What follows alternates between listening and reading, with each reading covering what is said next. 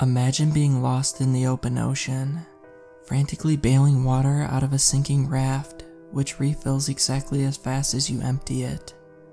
You will never be found, never be saved. Sooner or later, you'll need to rest and cease your constant vigilance, but you're still fighting the waves for as long as you can. However hopeless, the terror of that dark water is more real than everything else in your dying world. That's what being a mother was like to me. I used to think the worst thing in life was not getting what you wanted. For me, that was starting a family, something I obsessed over since I was a little girl, trying to make sure my dolls successfully graduated and had families of their own. I fell for every boy that looked at me. Always too fast, always the wrong one, wasting so much time imagining weddings and baby showers, and these elaborate happy lives that were never lived outside of my head. Then, all at once in nursing school, I met a handsome neurologist, and within 6 months I was pregnant. I finally had what I always dreamed about, but the worst thing in life isn't not getting what you want. The worst thing in life is getting it, and then realizing how much happier you were before. My first son, Prater, was diagnosed with spinal muscular atrophy, an incurable genetic disease, which left him barely able to move. Every day was an ordeal. Every hour, every minute.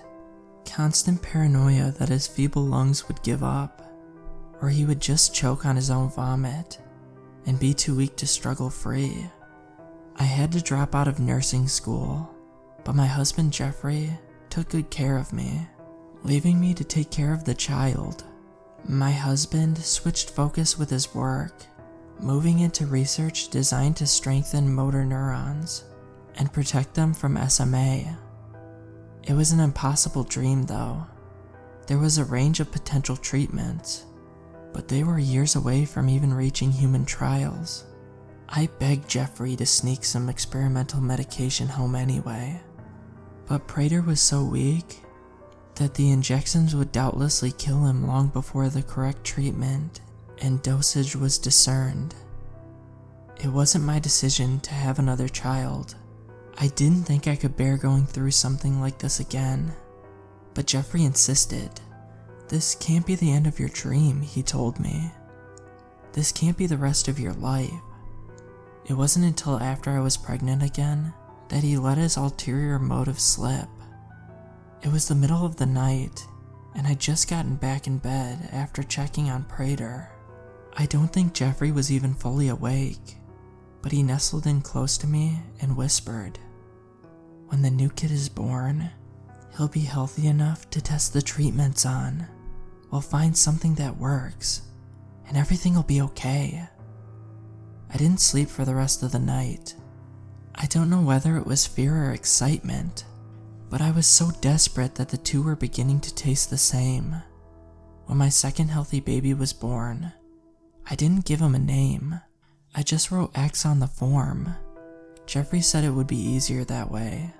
By the time he exhausted the full litany of possible treatments, the new boy would likely be dead. I'd carried him for 9 months, suffered for 9 months, and for that sentence, I was able to give Prater a whole lifetime of health and happiness. Not a bad trade. Not when you're so tired of bailing water from a sinking ship. Even so, I've never cried harder in my life than the first hour when I held him in the hospital. After that, I couldn't even look at the new baby. I pretended he didn't exist.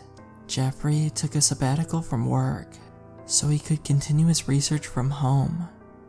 He waited until X was 6 months old before he began the experiments, and during that time, X lived in a makeshift nursery in the basement. I didn't see him, but I'd still hear the cries echo through the house sometimes. Jeffrey was diligent and made sure all of the child's needs were met, and I occupied all my time looking after Prater, who was almost 2 by then. Science. It's not that eureka moment you see on TV. It's not a sprint. It's a marathon. There was still so much that we didn't know about the disease, and even with ideal conditions, and a proper experiment with control groups and A and B testing, it would have taken years, with a basement laboratory and a single experimental subject. And then later, with Jeffrey having to return to work part-time, it took a decade before we began seeing really promising results. All that time, I didn't see X once. Sometimes I was convinced that he died years ago, and that Jeffrey was just putting on a show and bringing food down to the basement to give me hope. All I saw was Prater, every day a little weaker, a continual mockery of what it should mean to have a childhood and a family. When at last we were ready to give the final drug to Prater, I wasn't prepared for the troubling question which accompanied that step. If Prater gets better, and everything we ever wanted comes true, what are we going to do with X? Jeffrey asked one morning at the breakfast table. It was unusually direct. Jeffrey would always allude to his experiments without directly mentioning the test subject. Even when it was unavoidable, he understood that I wasn't comfortable acknowledging the boy. I tried to change the subject, but he was instant this time. We can't just let him out. You understand that, right? It's too late for him to lead a normal and functioning life, even if he could psychologically acclimate one day. The years of trials have. Do whatever you think is best. I cut him off. Are you telling me to? I'm not telling you anything. I just want you to do whatever is necessary. He nodded gloomily, looking down at his coffee. The icy tension mounted as we listened to Prater cackling at his cartoons in the other room. He looks like me, Jeffrey said, not looking up from his coffee. It took me a second to realize he wasn't talking about Prater. Why would you even tell me that? He calls me Dad, Jeffrey added. He was finally looking, but I was the one who couldn't meet his gaze. You shouldn't have taught it to talk, was all I could say. That's even worse than giving it a name. The experiment was otherwise a success. Within a week of Prater's first injection, his voluntary movements were becoming smooth and controlled. By the end of the first month, he was able to walk on his own, listening to his breathing become steady, seeing his radiant smile as he took his first steps, the squeals of his excitement when I drove him by the school he would enroll in next semester. It was sublime, almost surreal in its fantastic impossibility. When we got home, Prater was so full of vitality that he even outpaced me from the car to the house. Entering first, he turned around to ask, "Why is this door open? It's never open." I stopped cold on the doorstep. Is there anything? Anyone else there? Nope. What's down here? A flight of empty steps going down. The lights were off. The room empty. Mom, why is there a bedroom under the house? I closed the door to the basement. The padlock was gone. It's just a guest room. There's no one visiting though, so we don't use it. Do you know where your dad is? Can I go see? I want to see the other room, Prater insisted. I was never any good at saying no to him. That must be why he was so surprised when I shouted, "Get out of here! Go find your dad right now!" Jeffrey didn't come home that night. Calls went straight to voicemail. 3 options continued to surface in my mind. 1. Jeffrey is bringing X to live somewhere else. 2. Jeffrey is taking X somewhere to kill him. Neither of those would explain why he left the door open. Option 3. X has escaped, and something has happened to my husband. I strained to remember all the vague mentions of X that I'd intentionally blocked out at the time. Something had happened to him during the trials. Something besides the psychological effect. That's what Jeffrey had said. What exactly had he endured down there? The thought had crossed my mind many times before, but it had been so repressed that I'd never taken the time to really think about it. What would life be like for someone like that? Alone, except for those few hours a day that Jeffrey spent experimenting on him. The chemicals he must have ingested. The lies he must have been fed to justify his pitiful existence. What would someone like that do if their world was ripped away overnight? I didn't let Prater leave my sight. I sat in a chair in his room, reading him stories until he fell asleep, and then just sitting and watching him. Maybe I should have gone to a motel or something, but he was so worn down from his outings that day, and the medication was still so new that I didn't want to push him. Instead, I just sat and waited. I didn't know what I was waiting for, but I'd know it when I saw it. Or heard it, as it turned out. Mom? I must have fallen asleep in the chair sometime during the night. Yes, Prater? I mumbled. Not quite awake. No, not Prater. My eyes flew open. It was dark, but I could still make out the outline of Prater sleeping in his bed. Someone else. Something else was standing in the room. I couldn't see anything but the silhouette, but the shape was unrecognizable, gnarled, bulbous, utterly grotesque, cut into the night like darkness itself had reared to life. All I could really see were the eyes, great pools of white without irises or corneas. Jeffrey? Jeffrey, I shouted. I couldn't even stand, not with it so close, peering down at me like some sort of specimen. Dad doesn't know I came back, X said. I wanted some time alone with you. Are you my mom? The words slurred into each other, but the hot whisper was so close, I seemed to feel their meaning more than hear it. No, she's not. She's my mom. Prater was awake now too, sitting up and clutching his blanket to his chin. I managed to turn my phone's flashlight on, regretting it immediately.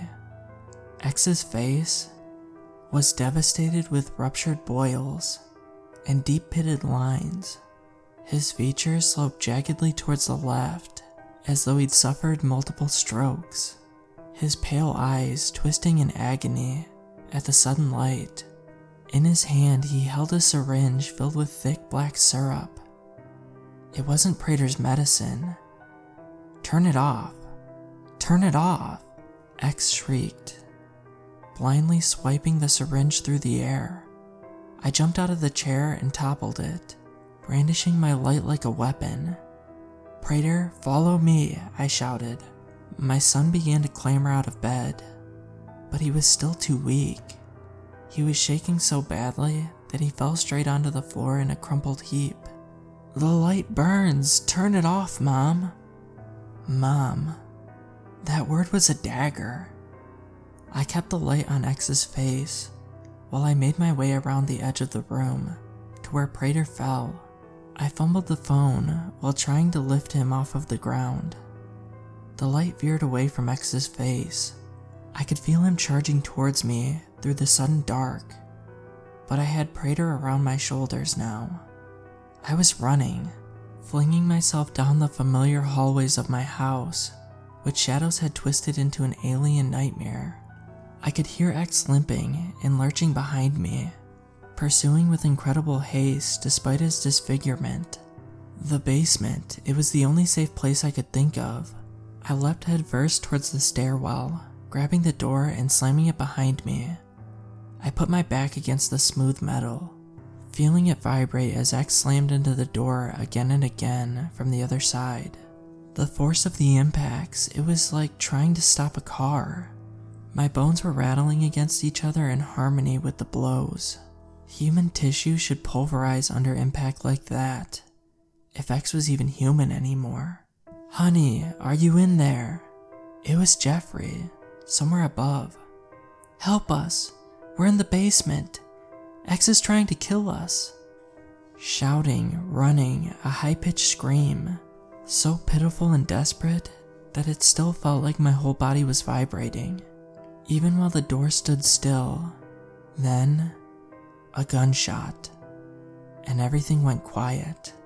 I opened the door to see Jeffrey clutching a gun in both hands.